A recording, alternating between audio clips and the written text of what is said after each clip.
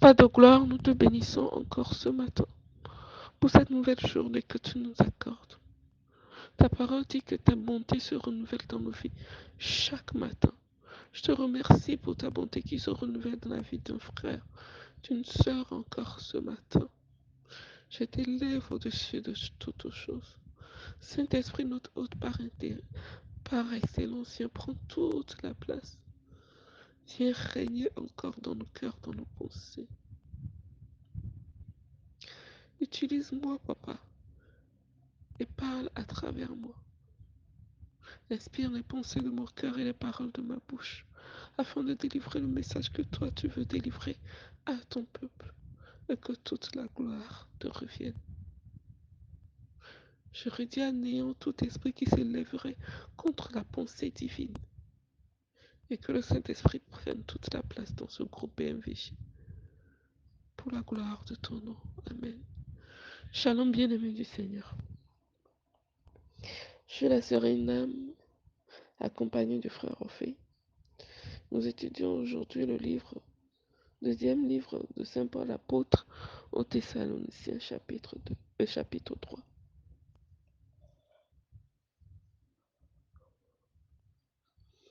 Pardon. Je bénis le nom du Seigneur pour tous les leaders qui ont médité jusqu'à présent.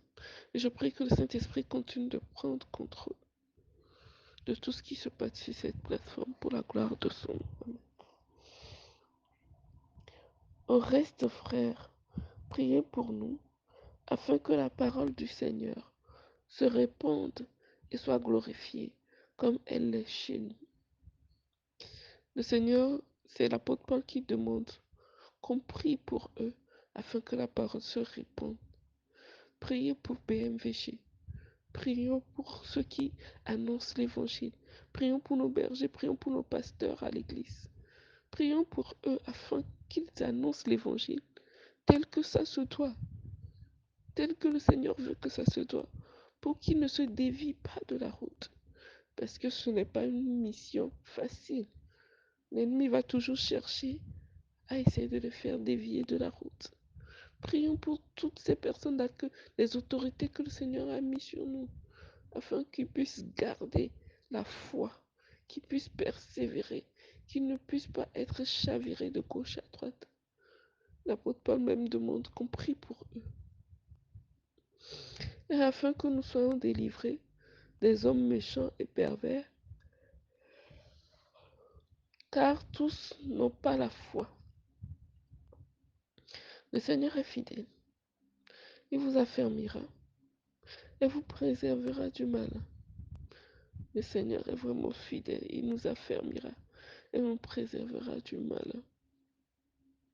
Il le fait toujours, ayant confiance. Nous avons à votre égard cette confiance dans le Seigneur, que vous faites et que vous ferez les choses que nous recommandons. Que le Seigneur dirige vos cœurs vers l'amour de Dieu et vers la patience de Christ. Nous vous recommandons, frères, au nom de notre Seigneur Jésus-Christ, de vous éloigner de tout frère qui vit dans le désordre et non selon les instructions que vous avez reçues de nous. Pourquoi l'apôtre Paul nous demande ici de nous éloigner de tout frère qui vit dans le désordre? On dit souvent les mauvaises compagnies corrompent les bonnes mœurs. Quand nous avons des frères, des collègues, des amis, des gens autour de nous qui vivent dans le désordre, nous devons nous en éloigner. En tant que chrétiens, c'est nous qui apportons la lumière autour de nous.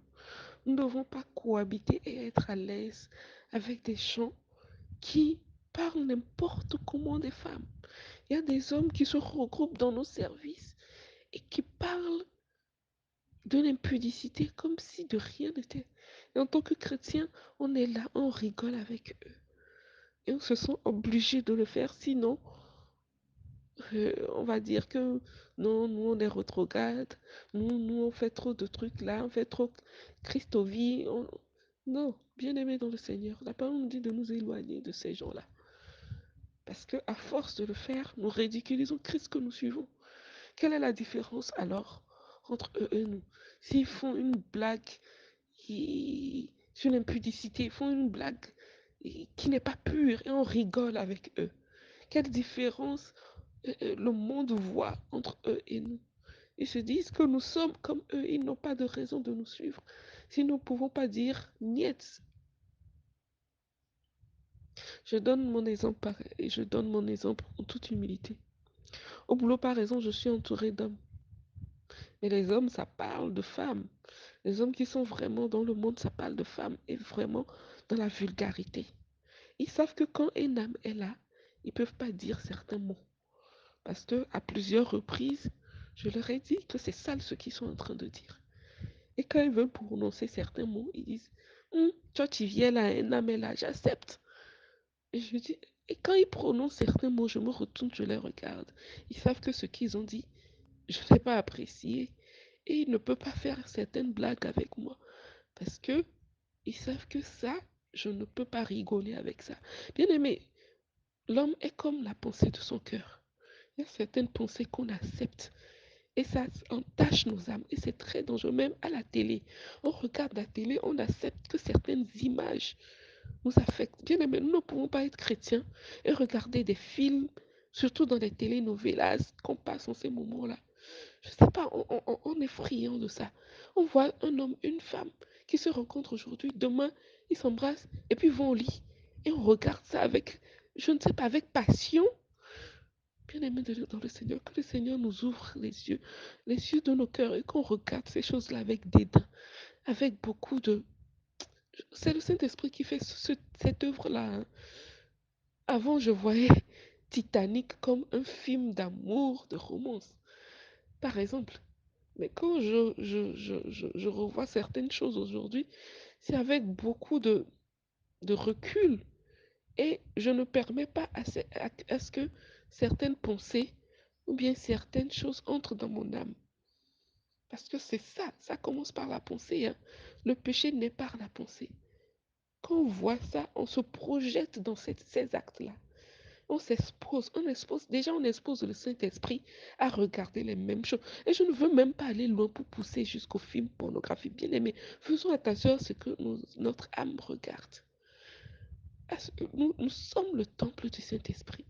Nous ne devons pas exposer nos yeux, nos oreilles, notre bouche. Si nous savons que le Saint-Esprit marche avec nous, est-ce que le Saint-Esprit est à l'aise en voyant ça? Thessaloniciens nous le dit encore en maison. Dans Philippiens 4, on dit que tout ce qui soit, que tout ce qui est pur, que tout ce qui est vrai, que tout ce qui est honorable, digne de louange soit l'objet de vos pensées. Est-ce que quand le Saint-Esprit voit ça, est-ce que déjà, est-ce que si Jésus était à nos côtés, il regarderait ça avec nous? Et si nous sommes le vaisselle, le temple du Saint-Esprit, pourquoi on expose ces choses-là au Saint-Esprit? Il y a certaines choses qu'on doit regarder maintenant avec dégoût.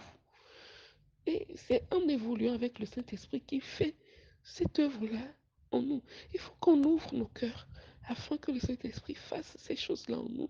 Il y a certaines choses, c'est Joyce Meyer qui dit que son mari, il y a des blagues que des collègues font au boulot, il réprimande en même temps, il dit non, je suis chrétien, je ne vais pas rigoler avec ces choses-là, ils comprennent.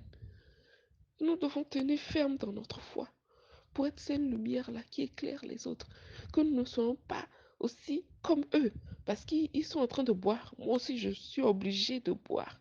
Parce qu'ils font ça, bon, pour bien paraître. À force d'essayer de paraître, nous allons nous détourner de la lumière. Nous allons faire semblant et marcher dans l'hypocrisie. Et le Seigneur nous regarde. Tout ce que nous faisons, il a dit, faites tout ce que vous faites, faites-le pour plaire à Dieu et non pour plaire aux hommes. Que le Seigneur nous aide vraiment à comprendre cela. Nous vous recommandons, verset 6 nous dit, nous vous recommandons, frères, au nom de notre Seigneur Jésus-Christ, de vous éloigner de tout frère qui vit dans le désordre, et non selon les instructions que vous avez reçues de nous. Vous savez vous-même comment il faut nous imiter. Il faut imiter Christ. Il ne faut pas imiter les hommes. Il ne faut pas essayer de se fondre dans la masse. Nous sommes une race élue, un sacerdoce royal, un peuple choisi. Nous sommes mis à part. Il faut que le monde voit que nous sommes à part. Il faut que le monde voit que nous agissons différemment et que nous ne sommes pas comme tous les autres. Tous les autres font ça, donc je le fais aussi. Non, il y a des gens qui ne le font pas. Il y a des gens qui sont mis à part pour le Seigneur. Il y a un reste qui est là. La parole dit dans Apocalypse que à cause des élus, il va abréger les jours. Parce qu'il y a encore des élus. Il y a encore des gens qui sont fidèles à leurs femmes. Il y a encore des gens qui marchent dans l'honnêteté, qui ne se laissent pas corrompre. Il y a encore des gens qui sont intègres, qui sont transparents. Il y a encore des gens qui sont comme ça. Vous savez vous-même comment il faut nous imiter, car nous n'avons pas vécu parmi vous dans le désordre. Évitons tout ce qui est désordre. Et le Saint-Esprit qui grandit en nous, et nous devons nous quoi. C'est-à-dire que quand le Saint-Esprit est en nous, il y a certaines choses qui sont autour de nous, qui ne correspondent, qui ne cliquent pas avec l'Esprit. Ça, c'est répugnant pour le Saint-Esprit. Et notre âme doit repousser cela. Si on arrive si on est toujours là, à l'aise dans certaines choses, à l'aise à regarder certains films, à l'aise à regarder certaines choses comme normales, il faut qu'on se pose des questions.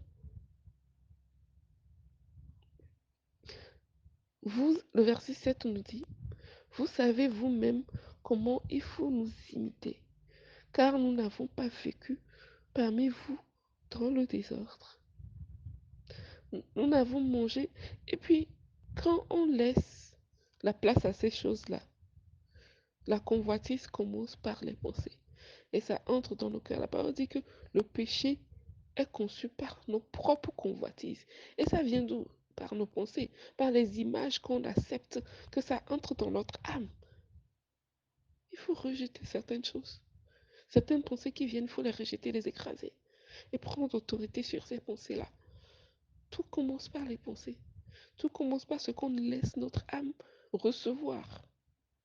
Et ce qu'on se dit bon, mais qui n'est pas bon devant Dieu. Et on le sait très bien.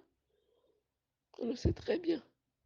On sait que regarder certaines choses, le Saint-Esprit n'est pas là, mais on donne plus de priorité à la chair qui aime ça. Et la chair prend plus d'ampleur et l'esprit diminue. Bien aimé, que ça ne soit pas notre partage. Que l'esprit parle plus fort que la chair. Et que l'esprit dise non à la chair, tu m'obéis. Et que la chair suive ce que l'esprit lui dit. Nous sommes faits de corps, âme et esprit.